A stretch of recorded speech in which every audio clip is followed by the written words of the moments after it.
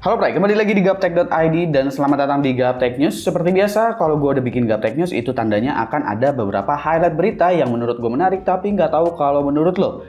Dan kali ini untuk Gaptek News-nya ada dua highlight berita aja, tapi gue pingin bahas lebih dalam mengenai dua berita ini nih. Karena menurut gue, ini adalah berita yang sangat-sangat menarik. Ada dari Intel dan juga dari AMD. Dan gue akan bahas dari Intel dulu karena Intel ini udah ada rumor-rumor dan juga leaks mengenai Intel Core generasi ke-14 alias si Meteor Lake dan juga si Arrow Lake. Belakangan ini leaks itu udah bertebaran mengenai Intel chipset 800 series ya untuk Meteor Lake dan Arrow Lake yang udah bertebaran di mana-mana lah.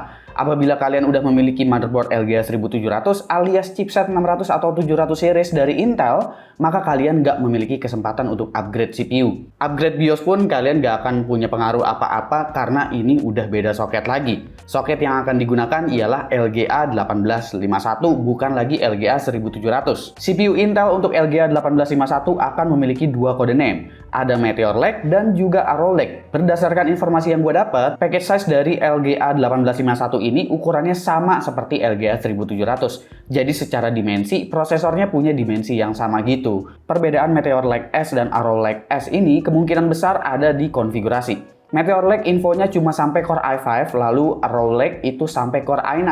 Jadi kayak kebagi gitu ya kastanya antara kelas tengah dan kelas atas. Next gen CPU Intel ini juga nggak lagi mendukung DDR4. Era DDR4 rasanya emang udah di ujung tanduk. Buat gue pribadi ini hal yang bagus ya, karena dengan diperluasnya ekosistem dari platform DDR5, tentu platform memori DDR5-nya juga jadinya bakalan lebih murah nantinya. Dan ini juga sekaligus ngebikin calon penggunanya jadi cepat-cepat move on ke teknologi yang baru. Kodenya Meteor Lake emang disebut up to Core i5 aja, tapi menariknya Intel menawarkan config up to 22 core 28 thread pada Meteor Lake ini. Jadi config-nya itu 6 P-core dan 16 E-core. Wah, CPU kelas i5 nanti total thread-nya makin menggila ya.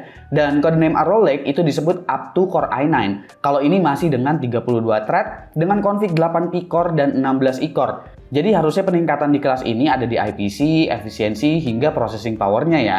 Oh ya, seluruh next gen CPU Intel ini semuanya rata menggunakan iGPU Xe Graphics dengan 4 Xe Core. Ini menggunakan arsitektur Alchemist alias sama seperti Intel RGPU. Jadi harusnya udah support AI juga nih. Tapi gue rasa Intel nih harusnya udah harus memperdulikan efisiensi ya, mengingat AMD udah melakukan hal tersebut di Zen 4. Lihat aja Zen 4 untuk di laptop ini nanti gimana dan apa yang akan AMD lakukan nanti untuk arsitektur Zen 4 dan juga RDNA 3 yang dimana mereka akan menembus market konsol gaming handheldnya, dan itu sangat-sangat luar biasa. Efisiensi dari arsitektur Zen 4 ini memang udah luar biasa banget ya, dan kayaknya efisiensinya memang kelihatan kalau kita menggunakan power yang rendah. Ini terbukti dari 7900X atau 7900 non-X yang powernya sangat-sangat luar biasa di level 90 watt bisa sekencang itu. Apalagi kalau misalkan si Zen 4 ini ada di platform mobile seperti laptop yang sekarang-sekarang ini juga sebetulnya udah mulai pelan-pelan rilis satu persatu. Sebetulnya ini juga udah terlihat dari zamannya Zen 2, Zen 3, dan juga arsitektur RDNA 2 untuk GPU-nya. Dimana beberapa konsol handheld juga udah menggunakan si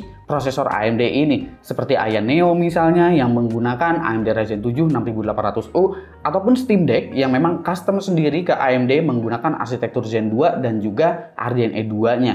Dan itu luar biasa kenceng banget. Dan bahkan Steam Deck bisa dikategorikan sebagai handheld konsol terkencang. Paling nggak saat gue bikin video ini. Karena selanjutnya itu bakalan ada handheld konsol gaming lainnya. AMD nampaknya melihat peluang besar di sini dan mereka baru aja mengumumkan AMD Ryzen Z1 Series. Sebuah prosesor yang emang didesain khusus untuk konsol handheld. Ini berarti akan ada banyak handheld konsol yang bisa menggunakannya. Nggak cuma spesifik kayak Steam Deck kemarin. ROG Ally beritanya udah muncul sejak 1 April lalu. Dan saat ini udah dikonfirmasi bahwa ROG Ally akan menggunakan Ryzen Z1 Series ini. Kabarnya ROG Ally akan launching dengan informasi harga juga pada tanggal 11 Mei 2023. Tapi untuk penjualan, sepertinya ROG akan mengedarkannya secara global setelah Computex 2023. AMD Ryzen Z1 Series ini juga terbagi menjadi dua SKU. Ada yang versi Extreme dan juga yang versi biasa. Z1 Extreme memiliki 8 core 16 thread dengan RDNA 3 12CU.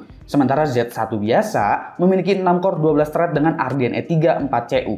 Menarik melihat AMD cukup pede dengan 4CU yang diklaim masih tetap lebih kencang 2,8 kali dari Nintendo Switch berdasarkan perhitungan teraflops-nya. Z1 Extreme ini juga punya spesifikasi yang identik dengan Ryzen 7 7840U, di mana CPU tersebut juga akan menggunakan arsitektur Z4 dengan 8 core 16 thread dan juga RDNA 3 12CU. Ayaneo juga berencana merilis next gen handheld mereka dan kabarnya akan menggunakan Ryzen 7 7840U ini. Kayaknya bisa nih Ayaneo 2 diadu dengan ROG Ally mengingat keduanya sama-sama menggunakan OS Windows 11. Sepertinya kita juga masuk di era di mana konsol handheld itu bakalan berjaya lagi di tahun 2023 dan juga seterusnya. Kalau misalkan AMD berencana ngebikin prosesor yang memang spesifik gitu khusus untuk handheld konsol. Gue juga tentunya berharap dengan AMD merilis si Z1 series ini akan ada banyak handheld konsol lainnya. Dan tentunya nggak cuma dari platform Windows atau dari Microsoft aja platformnya, tapi juga dari produsen-produsen yang memang udah terbiasa membuat konsol seperti Nintendo ataupun Sony PlayStation. Karena kita udah beberapa tahun ini nggak ngelihat Nintendo ngeluarin seri baru,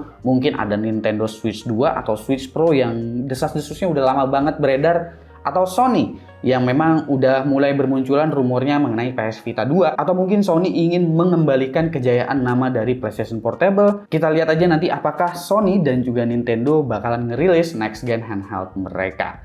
Kira-kira menurut kalian bagaimana nih mengenai berita dari Intel dan juga dari AMD kali ini? Komen di bawah dan kasih pendapat kalian masing-masing. Jangan lupa di subscribe, Gosuki, dan seperti biasa, sampai jumpa di lain kesempatan.